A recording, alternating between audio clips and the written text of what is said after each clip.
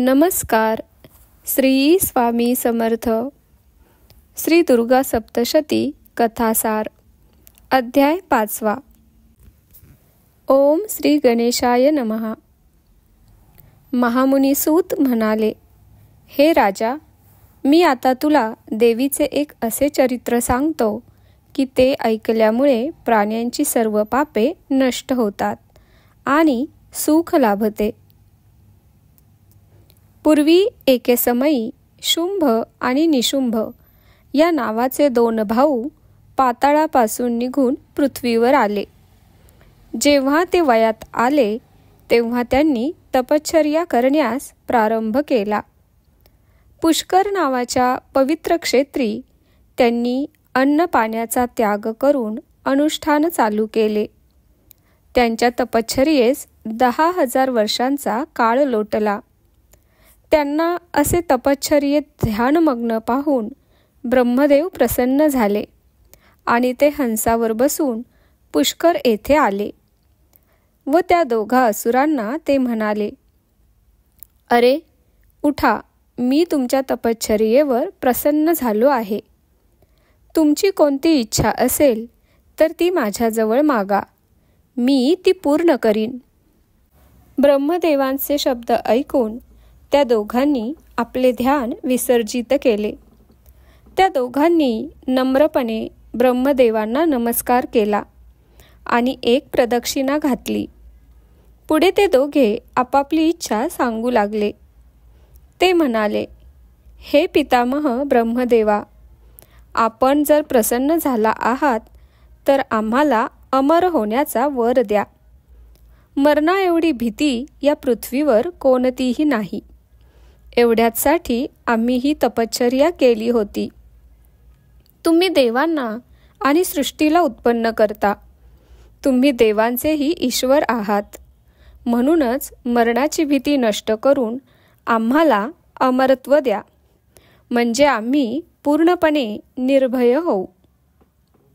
त्यांची ही विचित्र मागणी ऐकून ब्रह्मदेव त्या 2 म्हणाले, तुमची ही मागणी त्रैलोक्यात कोणीही पूर्ण करू शकणार नाही.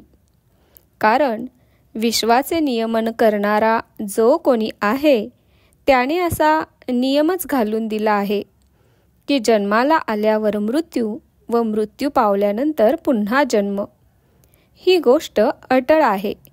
तेव्हा जन्माला येणारे प्राणी मात्र अवश्य मरणार. हे निसंशय सत्य आहे. तरी देखील तुम्ही याच्याशिवाय दुसरा कोणताही वर मागून घ्या, मी तो अवश्य देईन.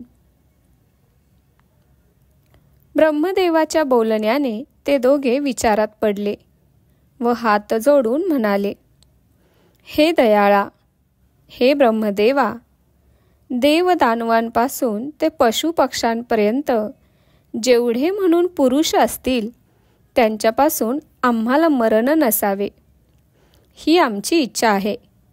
तरी तुम्ही आम्हाला तसा वर द्या. आम्हाला मारू शकेल अशी स्त्री असणे शक्यच नाही, कारण स्त्री ही मुळातच अबला असते. त्यामुळे आम्ही स्त्रियांना घाबरत नाही. त्यांच्यापासून आम्हाला मृत्यूचे कोणतेही भय नाही. यानंतर ब्रह्मदेवांनी त्या 2 हा हवा असलेला इच्छित वर देऊन मग ते आपल्या स्थानी परतले. पुढे ते 2 राक्षस भाऊसुद्धा आपल्या घरी परतले. काही काळाने त्या 2 भृगु ऋषींना राजगुरू केले. भृगु ऋषींच्या सेवेमध्ये ते नेहमी मग्न राहायचे. भृगु ऋषींनी त्या 2 एक सुंदर सिंहासन बनवून दिले. त्या 2 शुंभ हा मोठा भाऊ असल्यामुळे भृगु ऋषींनी त्याचा राज्याभिषेक केला. त्यानंतर अनेक मोठ्या दैत्यराजांनी त्यांचे मांडलिकत्व पत्करले. शुंभाचे मांडलिकत्व पत्करलेल्या अनेक मोठ्या राजांमध्ये 2 महापराक्रमी भाऊ होते. त्यांची नावे चंड आणि मुंड अशी होती. तसेच आणखी एका महापराक्रमी राक्षसाने आपल्या विशाल सेनेसह शुंभाचे मांडलिकत्व पत्करले. त्याचे नाव धूम्रलोचन असे होते. शुंभ आणि निशुंभाला ब्रह्मदेवाकडून वर मिळाल्याचे समजताच आणखी एक दैत्य त्यांच्यात सामील झाला. त्याचे नाव होते रक्तबीज. या राक्षसामध्ये एक विशेष अशी चमत्कारिक शक्ती होती की त्यामुळे तो राक्षस अजिंक्य झाला होता. ती शक्ती अशी की जेव्हा त्याला युद्धात शत्रूकडून जखमा होत असेत व रक्त निघत असे, त्यावेळी जमिनीवर पडणाऱ्या प्रत्येक रक्ताच्या थेंबागणिक त्याच्याच प्रमाणे शस्त्रधारी आणि बलवान राक्षस निर्माण होत असे.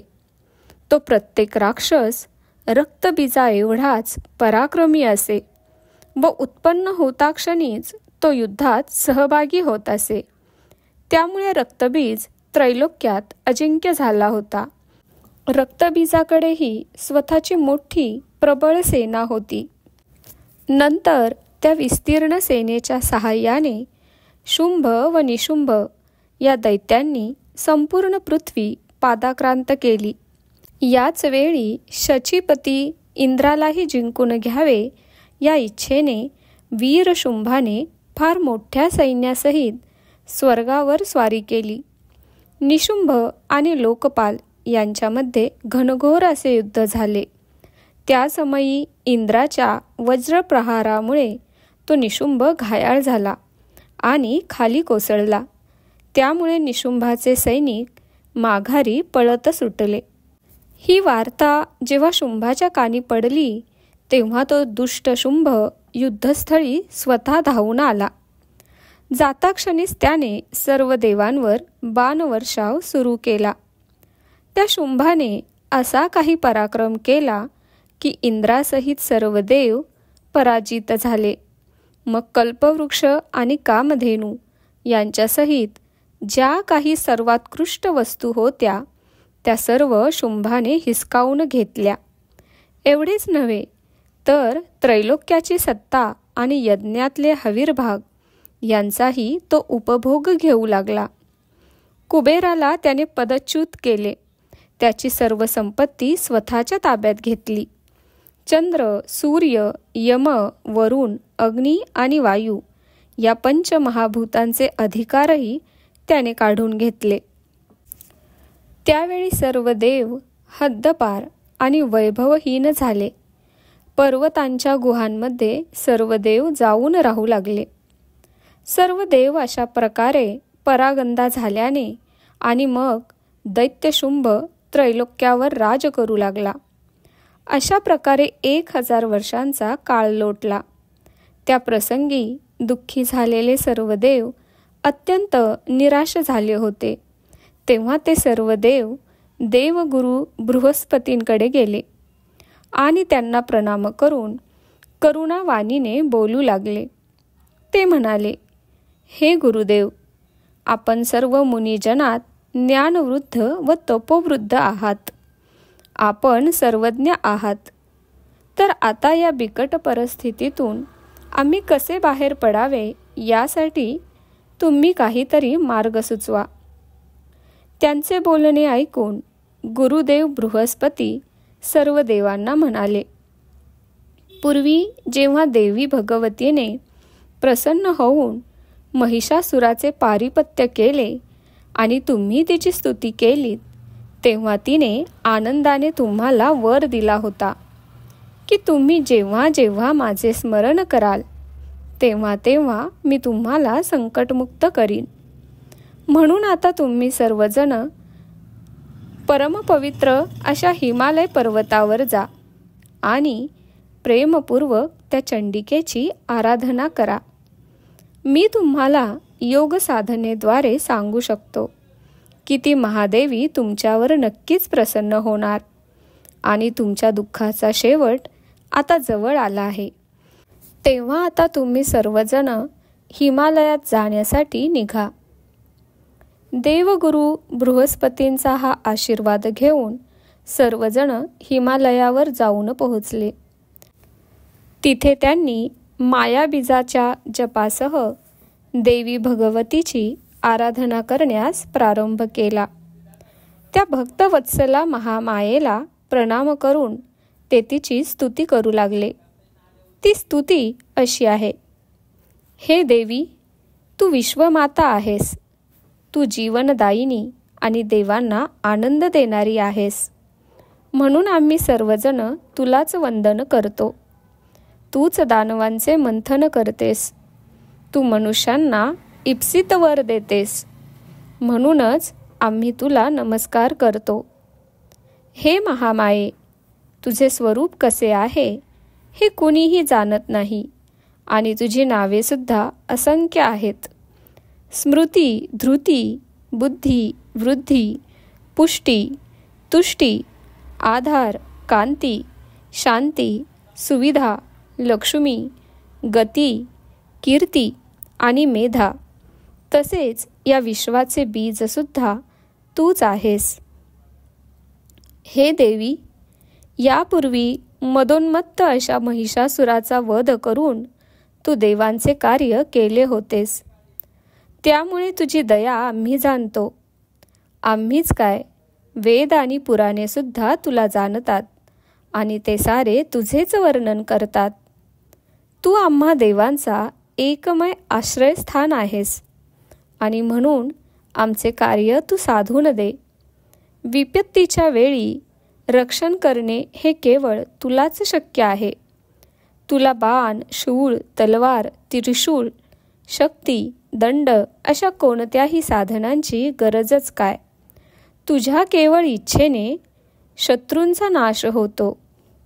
ब्रह्मा सृष्टीकर्ता, विष्णू पालन करता आणि महादेव संहार करता आहे असे पुराणे सांगतात. या तिघांना युगारंभी तूच जन्माला घातले आहेस. त्यामुळे तू त्या सर्वांचीच जन्मदात्री आहेस, यात मुळीच संशय नाही. हे देवी, या तिन्ही देवांनी तुझी आराधना केल्यामुळे तूच त्यांना प्रसन्न होऊन उत्कृष्ट अशा शक्ती बहाल केल्या आहेत आणि त्या शक्तींमुळेच ते निर्मिती, पालन आणि संहार करू शकतात. हे विश्वजननी, जे लोक कमला, लज्जा, कांती, स्थिती, कीर्ती आणि पुष्टीरूप असे तुझे ध्यान करत नाहीत, मग ते सौर असोत, पाशुपत असोत वा वैष्णव असोत, त्यांचा घात दैवाने केलाच असे म्हणावे लागेल. श्रीहरी स्वतः लक्ष्मीचे चरण रंगवितो. त्रिलोचन पार्वतीच्या चरणकमलावरील रजकणांचे सेवन करतो. तसेच विवेकी, घरादाराच्या मायेचा त्याग करणारे, दया व क्षमाशील ऋषीमुनी, ते सुद्धा तुझ्याच सेवेमध्ये तत्पर असतात. जो मनुष्य तुझ्या चरणसेवेपासून विन्मुख असतो, तो सुखी होण्याऐवजी या संसाररूपी खोल विहिरीत बुडतो. तो मनुष्य पापी, कुष्टी, कुल्मरोगी आणि मस्तक व्याधियुक्त असा होतो आणि दैन्य व दारिद्र्याचे महान क्लेश तो निरंतर भोगीत राहतो. सर्व देवांनी देवीची अशी स्तुती गायन केल्यावर ती करुणामयी अंबिका एका सौंदर्यवती तरुणीच्या रूपाने तिथे प्रकट झाली. दिव्य फुलांच्या माळा आणि दिव्य चंदनाच्या लेपाने ती अत्यंत सुंदर आणि शोभून दिसत होती. संपूर्ण विश्वाला मोहात पाडणारा मदनसुद्धा भुलून जावा असे आकर्षक आणि सुंदर रूप धारण केलेली ती सौंदर्यवती अंबिका गंगा स्नान करण्याच्या इच्छेने गुहेबाहेर आली आणि स्तुती करणाऱ्या त्या देवांना उद्देशून म्हणाली: अरे देवांनो, तुम्ही येथे एकत्र जमून कुणाची स्तुती करीत आहात आणि ती कशा करिता? तुम्ही सर्वजण कसल्या तरी काळजीत आहात. ते सर्व काही मला अगदी स्पष्टपणे सांगा. तेव्हा सर्व देवदेवता त्या महादेवीला प्रथम वंदन करतात आणि तिला सांगू लागतात. ते म्हणतात: हे देवी, तू या विश्वाची स्वामिनी आहेस आणि आम्ही सर्वजण तुलाच आळवीत आहोत. आम्ही दैत्यांच्या उपद्रवामुळे अगदी त्रासून गेलो आहोत. म्हणून आता तूच आमचे रक्षण कर. हे भगवती, पूर्वी तू त्या दुष्ट महिषासुराचा वध केला होतास. तेव्हा तू आम्हाला वर दिला होतास की संकटकाळी तुला हाक मारावी, म्हणजे तू दैत्यांचे निसंशय निर्दालन करशील. आणि आता तशाच कारणामुळे आम्ही सर्वजण पुन्हा तुझाच धावा करीत आहोत. सध्या शुंभ आणि निशुंभ नावाच्या 2 राक्षसांनी फार उपद्रव मांडला आहे. शिवाय त्या 2 राक्षसांना पुरुष जातीकडून मरण नाही. त्या दोघांनी रक्तबीज, चंड, मुंड अशा एकापेक्षा एक पराक्रमी असुरांना जमवून आम्हा देवांचे राज्य हिसकावून घेतले आहे. आता आम्हाला तुझ्याशिवाय कोणाचाही आधार नाही. म्हणून आम्हा दुःखितांचे दुःख तूच दूर कर आणि आमचे रक्षण कर. त्या शत्रूंद्वारा पीडित झालेल्या देवांची स्तुती ऐकून प्रकट झालेल्या देवीच्या शरीरातून आणखी एक देवी आविर्भूत झाली. पार्वतीच्या देहकोशातून अंबिका बाहेर पडली. म्हणून सर्व लोकांमध्ये कौशिकी असे तिचे नाव प्रसिद्ध झाले. तिचे काळेभोर रूप दैत्यांना भीती वाटावी असेच होते. त्यानंतर ती अंबिका किंचित सुहास्य करून देवांना म्हणाली, तुम्ही निर्भयपणे राहा. तुमच्या शत्रूचा नायनाट मीच करणार आहे. तुमचे कार्य साधून देणे हे माझे कर्तव्यच आहे. मी नक्कीच युद्धभूमीवर प्रवेश करून शुंभ आणि निशुंभ राक्षसांचा निपात करीन आणि तुम्हाला सुखी करीन. देवी अंबिकेने एवढे आश्वासन दिल्यानंतर उन्मत्तपणे उडी मारली आणि एका सिंहावर ती बसली. मग कालिकेला घेऊन ती देवशत्रू शुंभांच्या राजधानीत जाऊन पोहोचली. मग त्या दोघी एका रमणीय बागेत गेल्या आणि अत्यंत गोड आवाजात गायन करू लागल्या. त्या मधुर गायनाने सर्व त्रैलोक्य आनंदित झाले. त्यावेळी दैवयोगाने चंड आणि मुंड नावाचे 2 दैत्य तेथेच फिरत होते. तेथे त्यांनी पाहिले, एक रूपसुंदरी गायन करीत आहे आणि दुसरी ते गायन ऐकत बसली आहे. या दोघी सुंदरींना पाहून ते दोघे दैत्य फारच आश्चर्यचकित झाले आणि धावतच ते शुंभाजवळ गेले. तेथे त्या दैत्य राजा शुंभाला त्यांनी अभिवादन केले आणि म्हणाले, महाराज, एक लावण्यवती सुंदर स्त्री सिंहावर बसून आपल्या नगरात आली आहे. तिचे सौंदर्य, तिचे लावण्य अगदी अप्रतिम आहे. एवढेच नव्हे तर मदनालाही भुरळ पडेल असे तिचे सौंदर्य आहे. अशी ती सौंदर्यवती स्त्री आम्ही आजपर्यंत कुठेही पाहिली नाही. स्वर्ग, पृथ्वी आणि गंधर्व लोकात सुद्धा तिच्या एवढे लावण्य कोणाकडेच नसणार. जेव्हा ती गाऊ लागते तेव्हा पशुपक्षी सुद्धा तिचे गायन ऐकण्यासाठी गोळा होतात.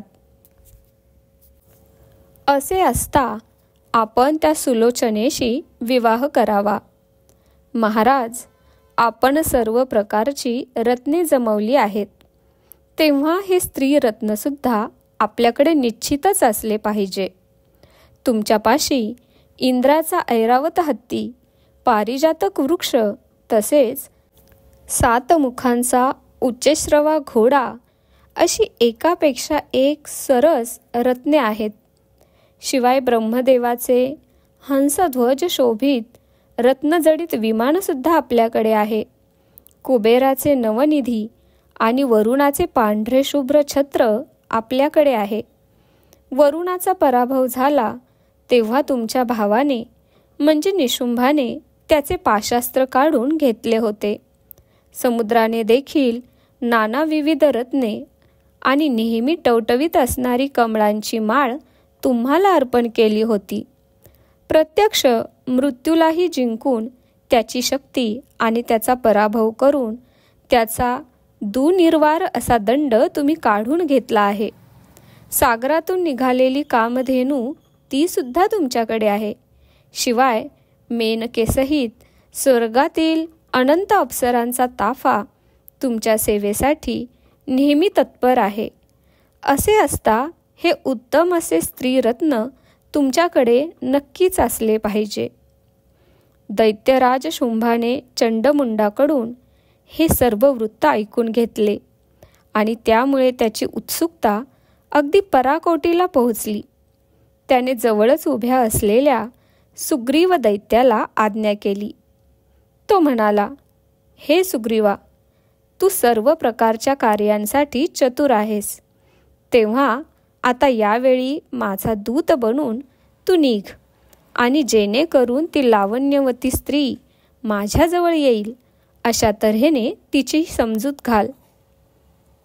मग तो सुग्रीव राजा शुंभाच्या आज्ञेप्रमाणे लगेच निघाला आणि जगन्माता अंबिका जिथे होती तेथे जाऊन पोहोचला. त्याने गेल्या गेल्या तिला नमस्कार केला आणि त्याने बोलायला सुरुवात केली. तो म्हणाला, हे सौंदर्यवती, आमचे महाराज हे देवांचे शत्रू आहेत. ते वीरोत्तम असून अत्यंत देखणे आहेत. त्यांनी सर्वांचा पराभव केला असून त्रैलोक्याचे राज्य संपादन केले आहे आणि आता ते त्या राज्याचा उपभोग घेत आहेत. त्यांनी तुझ्या सौंदर्याची ख्याती ऐकली आणि तुझ्याबद्दल आकर्षण वाटले म्हणून आपले मनोगत ऐकविण्यासाठी मला इथे पाठविले आहे. त्यानंतर सुग्रीव दैत्य अंबिका देवीला दैत्य राजा शुंभाचा निरोप सांगू लागला. तो असा, हे प्रिये, मी सर्व देवांना जिंकून घेतले आहे आणि मी तिन्ही लोकांचा स्वामी बनलो आहे. मी माझे घर न सोडता बसल्या जागीच सर्व यज्ञभोग घेत असतो. सर्व देवांचे वैभव आज माझ्यापाशी आहे. हे सुंदरी, त्रैलोक्यातील जी सर्वोत्कृष्ट रत्ने आहेत त्यांचा आस्वाद मीच घेतो. सर्व देव, दानव आणि मानव प्राणी माझेच आज्ञा पालन करतात. पण तुझे गुण ऐकल्यापासून मी तुझा दास झालो आहे. तू जी आज्ञा देशील ती मी निमूटपणे मान्य करीन. मी खरे तर कामभावनेने व्याकुळ झालो आहे. तेव्हा तू माझी हो आणि या त्रैलोक्याची राणी होऊन अनुपम ऐश्वर्याचा उपभोग घे. कारण देव, दानव आणि मानव यापैकी कोणीही मला मारू शकत नाही आणि असा मी तुझा सेवक असेन. हे सुमुखी, तू जर माझे ऐकशील तर तू खऱ्या अर्थाने सौभाग्यवती होशील. पुढे तो शुंभाचा दूत सुग्रीव देवी अंबिकेला म्हणाला, हे देवी, एवढा निरोप ऐकून आता तुझे जे काही म्हणणे असेल ते तू मला सांग, म्हणजे मी ते आमच्या महाराजांच्या कानी घालील. तेव्हा सुग्रीवाचे म्हणणे ऐकून देवी भगवतीने स्मितहास्य केले आणि म्हणाली, अरे सुग्रीवा, मला त्या शुंभ आणि निशुंभाची चांगलीच माहिती आहे. तुमचा राजा शुंभ अत्यंत बलिष्ठ आहे. देवतांचा पराभव करून तो अमर्यादित ऐश्वर्य उपभोगीत बसला आहे. तो सर्व गुण संपन्न आणि शूरवीर आहे. मदनाने लाजावे एवढा तो सुंदर आहे. मी खरे तर त्याला पाहण्यासाठीच इथे आले आहे. जशी रत्ने आपली शोभा वाढावी म्हणून सुवर्णाकडे जातात, त्याचप्रमाणे चांगला पती शोधित मी इथे आली आहे. परंतु थोडीशी अडचण आहे. ती कोणती ते सुद्धा सांगते. पूर्वी मैत्रिणीबरोबर खेळत असताना मी बाल स्वभावाप्रमाणे आणि आपल्या शक्तीच्या अहंकारामुळे अशी विचित्र प्रतिज्ञा केली की जो पुरुष मला युद्धात जिंकेल त्यालाच शूर मानून मी त्याची पत्नी होईन. माझ्या मैत्रिणीसुद्धा त्यावेळी खूप हसल्या, पण होऊन गेलेल्या गोष्टीवर इलाज नसतो. तेव्हा हे दैत्य राजेंद्रा, आता माझे बळ ओळख आणि पराक्रमाने मला जिंकून घे व तुझी इच्छा पूर्ण कर. तू किंवा तुझा धाकटा भाऊ निशुंभ यापैकी कोणीही मला पराभूत करावे आणि माझ्याशी लग्न करावे. देवीचे हे बोलणे ऐकल्यावर शुंभाच्या दूताला मोठे आश्चर्य वाटले. तो म्हणाला, हे देवी, स्त्रियांच्या स्वभावानुसार अविचारीपणाने तू हे काय बोलते आहेस? माझे ऐक. 9 रसांमध्ये शृंगार रस हा सर्वोत्कृष्ट रस आहे. म्हणून त्या शृंगाराचा उपभोग घेणे हे शहाण्या माणसाचे काम आहे. आणि समज स्त्री हट्ट करून तू आली नाहीस तर आमचा राजा शुंभ रागावेल आणि ते तुझ्या केसांना धरून तुला ओढीत नेतील. तू खरोखरच मानिनी आहेस, म्हणूनच सन्मानपूर्वक आमच्या राजाकडे चल. तू पुन्हा एकदा माझ्या बोलण्याचा नीट विचार कर. शुंभ किंवा निशुंभ यापैकी कुणावरही तू प्रेम केलेस तरी तू सुखी होशील याची मी खात्री देतो. यावर देवी अंबिका म्हणाली, मलाही शुंभ आणि निशुंभाची कल्पना आहे, पण बालपणात अवखळ स्वभावामुळे मी जी प्रतिज्ञा केली ती मी कशी मोडू? म्हणून तू आता असे कर की तू परतून जा आणि शुंभ आणि निशुंभ यांना सांग की युद्ध करून जिंकल्याशिवाय कुणीही माझा पती होणार नाही. त्यामुळे मला आता युद्धात जिंकून माझे पाणीग्रहण करावे, कारण मी अबला आहे हे जाणून सुद्धा युद्ध करण्याच्या हेतूने मी इथे आली आहे. तेव्हा आता युद्ध हे अटळ आहे. जर तुझ्या राजामध्ये युद्ध जिंकण्याचे सामर्थ्य असेल तर मला युद्धाचे दान द्यावे आणि माझ्या त्रिशूळाची भीती वाटत असेल किंवा जगायची इच्छा असेल तर स्वर्ग व पृथ्वी सोडून पाताळात चालते व्हावे. याकरिता आता तू लवकर निघ आणि त्या दैत्यराज शुंभाकडे जाऊन माझा हा आदरपूर्वक निरोप त्याला सांग. देवीचे हे अशा प्रकारचे अटीतटीचे व स्वसामर्थ्यावर विश्वासून केलेले भाषण ऐकून त्या दूताला मोठे आश्चर्य वाटले. मग तो मुकाट्याने परत गेला आणि दैत्यराज शुंभाकडे जाऊन अतिशय विनयपूर्वक देवी अंबिकेचा निरोप त्या दैत्याने राजा शुंभाला सांगितला.